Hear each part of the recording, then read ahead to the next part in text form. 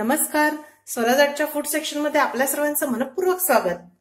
महाशिवरात्री अगदी जवळ आली आहे, त्यामुळे महाशिवरात्रीच्या निमित्ताने आपण बघूयात गुळ शेंगदाण्याच्या वड्यांची रेसिपी. गुळ शेंगदाण्याच्या ह्या वड्या फक्त उपवासासाठी नव्हे तर नेहमीच खायला खूप पौष्टिक आहेत. आयर्नचा अगदी रिच सोर्स आहे व बनवायला सुद्धा अतिशय झटपट व सोप्या आहे. चला तर मग बघूयात आता याची कृती. गुळ शेंगदाण्याच्या वड्या बनवण्यासाठी आपल्याला लागणार आहे 4 वाट्या भाजून साल काढलेले शेंगदाणे. लक्षात ठेवायचं आहे, शेंगदाणे नेहमी करता अगदी मंद गॅसवर थोडे हलक्या तांबूस रंगावर भाजावे, म्हणजे ते छान खमंग व कुरकुरीत होतात. वड्यांचा क्रिस्पीपणा हा नेहमी करता या भाजलेल्या शेंगदाण्यांवर अवलंबून असतो, त्यामुळे ही महत्वाची स्टेप आहे. त्यानंतर पाव वाटी पाणी आणि 1 वाटी भरून किसलेला गुळ. लक्षात ठेवायचं आहे की नेहमी करता ऑर्गॅनिक गुळाच्याच वड्या कराव्या, म्हणजे त्या छान खमंग होतात. चिक्कीचा किंवा पिवळा गुळ वापरू नये, ऑर्गॅनिक लालसर गुळच वापरावा. आणि ताटाला ग्रीस करण्यासाठी थोडंसं तूप. या ठिकाणी सर्वात महत्वाचं आहे ते वाटीचं प्रमाण. शेंगदाणे, पाणी व गुळ मोजण्यासाठी एकाच वाटीनी माप घ्यावं. मी ह्या आकाराच्या वाटीनी हे सर्व साहित्य मोजलं आहे. तुमच्या आवश्यकतेनुसार तुम्ही वाटीची साईज लहान किंवा मोठी करू शकता. सर्वप्रथम ह्या ताटाला आपण तूप ग्रीस करूया, म्हणजे वड्या खाली चिटकणार नाही व पटकन सुटतील. तूप ग्रीस झालं आहे. आता ताट बाजूला ठेवूया. या ठिकाणी कढईमध्ये सर्वप्रथम गुळ घालूया. तुम्ही बघू शकता मी किसणीवर अगदी बारीक किसून हा या वाटीमध्ये गच्च दाबून भरला आहे.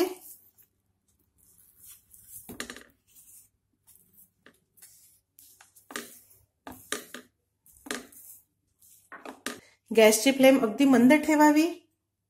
पाव वाटी पाणी घालूया.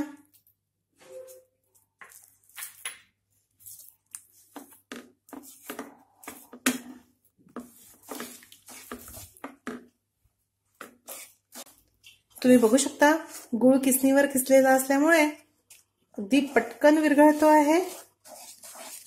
बरेचदा जर चाकूनी कापलेला गुळ वापरला तर वरचा गुळ विरघळत जातो व आतमधले खडे तसेच राहतात, त्यामुळे पाक सारखा होत नाही. याला छान उकळी आली व अगदी फेसाळ हा पाक तयार झाला आहे. आपण एकदा चेक करूया.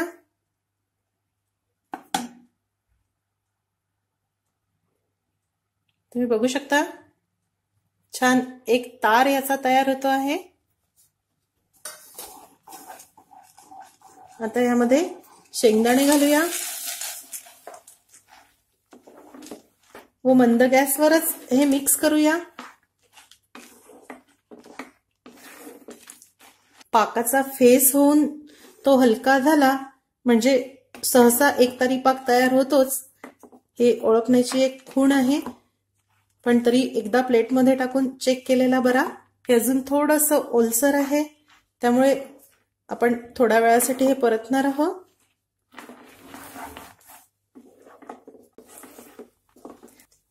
तुम्ही बघू शकता यातील पाक आता घट्ट झाला आहे व परतताना सुद्धा हे मिश्रण थोडं जड वाटत आहे व हे परतण्यासाठी मला साधारण 5 मिनिट लागले आहे. आता आपण हे तूप लावलेल्या ताटामध्ये काढून घेऊया.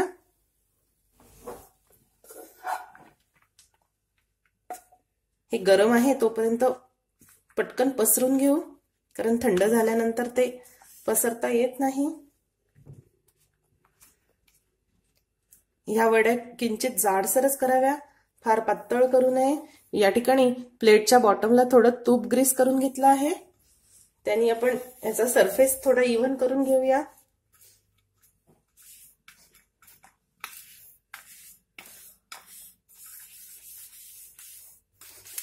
हे अगदी व्यवस्थित पसरवून झालं आहे. आता सध्या हे खूप गरम आहे, त्यामुळे थोडंसं थंड होऊन सेट होऊ देऊया आणि मग ह्याच्या वड्या कापूया. हे थोडं सेट झालं व कोमट आहे तोपर्यंत आपण ह्याच्या वड्या कापून घेऊया. एकदा हे खूप गार झालं की मग ह्याच्या वड्या कापायला जमत नाहीत.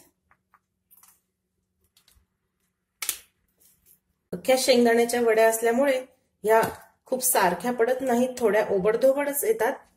अगदी चौकोनी किंवा डायमंड शेप आकार ह्याचा परफेक्ट येत नाही, पण खूप हलक्या आणि खुसखुशीत होतात ह्या वड्या. हे कापून झाले आहे.